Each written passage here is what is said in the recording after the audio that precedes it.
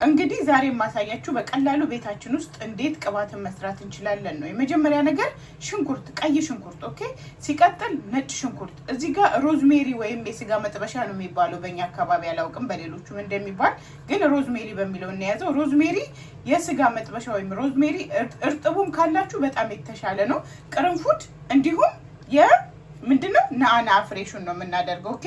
ሶ እዚህ ጋር ተዘጋጀው ቀጥታ እሳት ላይ ጥጃላን ተከትከውም እንዴት እንደማደርገው አሳያችኋለሁ። መጀመሪያ ሮዝሜሪያችንን እንጨምራለን፣ ቅርንፉዳችንን እንጨምራለን ኦኬ። ከዛ ነጭ ሽንኩርቴን እንጨምራለሁ፣ ከዛ ሽንኩርቴን እንጨምራለሁ።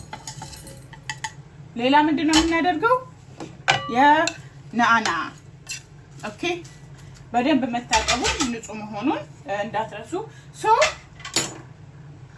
እኔ ዝንጅብል ልጨምርበታለሁ። ዝንጆችን ልጬ ዝንጅብልም ትንሽ ጨምሬበታለሁ። ዝንጅብል በጣም አሪፍ ነው፣ እውነቴን ነው የምላችሁ። ሶ የምንጨምራቸው ዘይት ምንድነው ለምትሉኝ የመጀመሪያ ኮኮናት ነው የምጨምረው። እናንተ ኮኮናት መጠቀም ትችላላችሁ። ይሄው 2 ማንኪያ የሚሆን ኮኮናት አደርጋለሁ ኦኬ።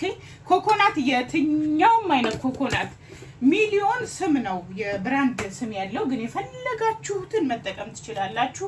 ስለዚህ እኔ ኦሊቫ ኦይል ንጹህ የወይራ ዘይት አለኝ፣ ከሱም ትንሽዬ አረግበታለሁ ኦኬ።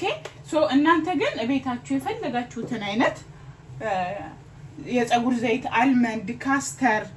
በነገራችን ላይ ካስተር በጣም አሪፍ ነውና ትንሽ ይሄ የካስተር ዘይት ነው ስቀባ የተረፈች ነበረች፣ እሷን የካስተር ዘይት ወይንም የአጉሎ ቅባት ይባላል። እሱን መጨመር ትችላላችሁ።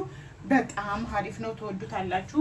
የፈለጋችሁትን እንደገና የማይረሳው የጋና ቅቤ የአትክልት ነው። በነገራችን ላይ በጾም ሰዓት መጠቀም ትችላላችሁ። የጋና ቅቤ ስላለኝ 1 ማንኪያ የጋና ቅቤ፣ ከምንም በላይ በጣም የጋና ቅቤ አሪፍ ነው። ካላችሁ አላችሁ፣ ከሌላችሁም ግዴታ አይደለም። ግን የጋና ቅቤ ያላችሁ ቅባት ስትጠቀሙ አማዞን ላይ አለ፣ የትኛውም ሀገር ታገኛላችሁ። ሶ ሬዲ ሆኖልኛል፣ ተዘጋጅቷል።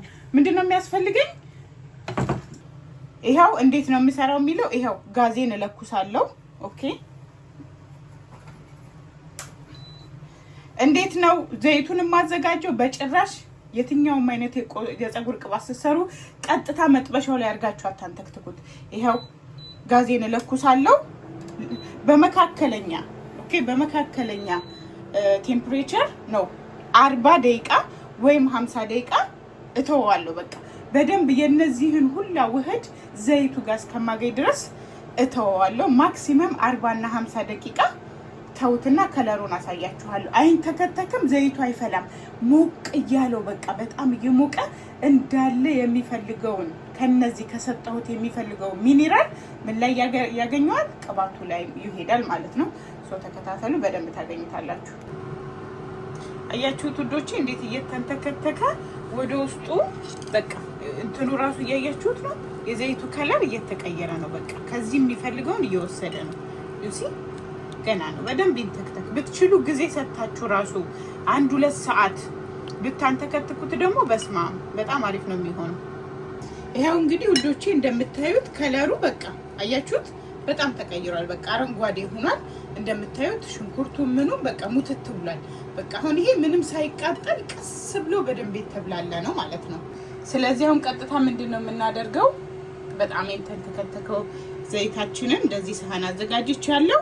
ማጥለል ብቻ ነው። ከለሩ ወይ ሲያምር። ሶ ሽንኩርት ለፀጉር እድገት ወሳኝ ከሚባሉት የመጀመሪያ ፈርቀዳጆቹ ሽንኩርት ነው። ሲቀጥል ሮዝሜሪ ምንም በሳይንስ በጥናት የተረጋገጠ ለፀጉር እድገት ወሳኝና አስፈላጊ ከሆኑ ነገሮች፣ እንዲሁም ነጭ ሽንኩርት፣ ዝንጅብል፣ ናና እንደሚታወቀው ለፀጉር አስፈላጊ ከሆኑ ነገሮች ውስጥ መካከል ይመደባል። እንደዚህ አድርጋችሁ በደንብ ታመሰግኑኛላችሁ። እንደዚህ አድርጋችሁ ከዛ እንደዚህ አድርጌ በደንብ እስኪንጠፈጠፍ ይሄኛውን እዚህ ላይ ተዋለሁ።